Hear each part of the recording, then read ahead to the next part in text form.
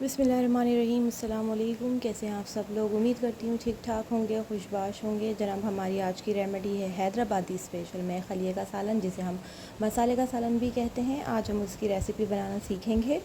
बहुत आसान रेसिपी है और बहुत ही गिने चुने से इंग्रेडिएंट्स हैं जो कि हम अक्सर ही देखते रहते हैं। तो जनाब, चलते हैं, शुरू करते हैं अपनी आज की रेमेडी। तेल लीजिएगा, उसको भून के और इसका जो ये रेड वाला छिलका है ये उतार लीजिएगा। फल्ली लीजिएगा, फल्ली को भी ड्राई रोस्ट करना है। दोनों को ड्राई रोस्ट करके अच्छे से पीस के रख लीजिए। गोश्त लेना है, 1 पाव के करीब हमने गोश्त लिया है। मैंने चिकनाई वाला गोश्त लिया है। इस सालन में चिकनाई वाला गोश्त बहुत अच्छा लगता है। तो अगर आपको सादा या बिना चिकनाई के गोश्त पसंद है तो आप वो ले लीजिए। सबसे पहले पतीले में तेल डालेंगे। वो जो मसाला हमने तेल और फली वाला पीसा था वो हमने 3 चम्मच ले लिया है। इसके अलावा हमने 1 अदद प्याज ली है, उसको हमने बारीक चॉप कर लिया है। उसको हम अलग से फ्राई पैन में फ्राई करेंगे, बिल्कुल लाइट से तेल में, हल्के से तेल में। तेल बहुत कम होना चाहिए। अगर थोड़ा बहुत बच जाए तो आप फिर उसको सालन में डाल सकते हैं। उसको हमने फ्राई कर लिया। गोश्त को गरम करके गोश्त को हमने गरम तेल में डाल दिया है। उसको हम कलर चेंज होने तक हिलाएंगे चम्मच अच्छी तरह से, ताकि उसका रॉ स्मेल निकल जाए और हल्की सी भुनी हुई खुशबू भी आ जाए। यहाँ पर हम प्याज भी साथ साथ फ्राई कर रहे हैं।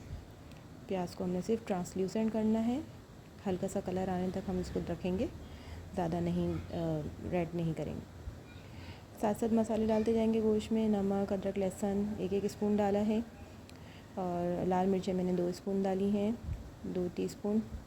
यहाँ पर प्याज जो है ट्रांसल्यूसेंट सी हो गई थी, हमने उसको निकाल लिया है। देखें, कलर देख लीजिए, पिंक शेड आया है।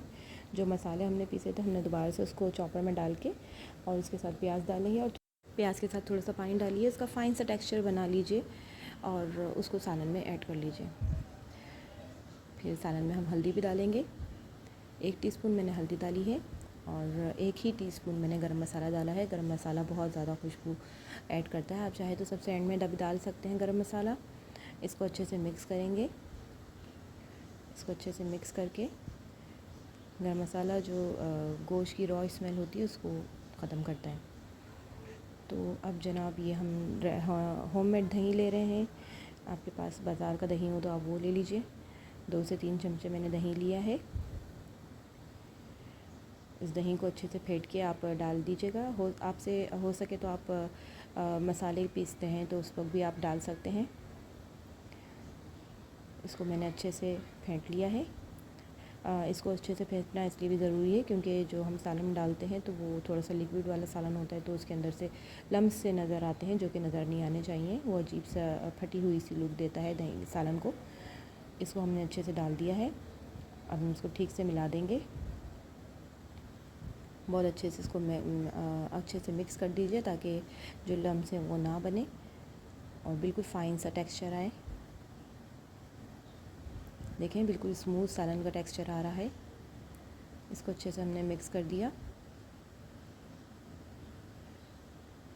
थोड़ा सा प्याले को हमने खंगाल के डाल दिया है दही वाले को। इसके अलावा हम थोड़ा सा और पानी ऐड कर रहे हैं ताकि गोश्त को गलने के लिए हम रख दिया जाए। ये मैंने हरी मिर्चें ली हैं 6-7 और इसको मैंने ऐसे दरमियान से कट लगा लिया है। इसको भी डाल दीजिए क्योंकि सालन में मिर्चें हमने कम डाली हैं, तो हम इसके साथ हरी मिर्चें ऐड कर देंगे तो ये सालन के साथ पककर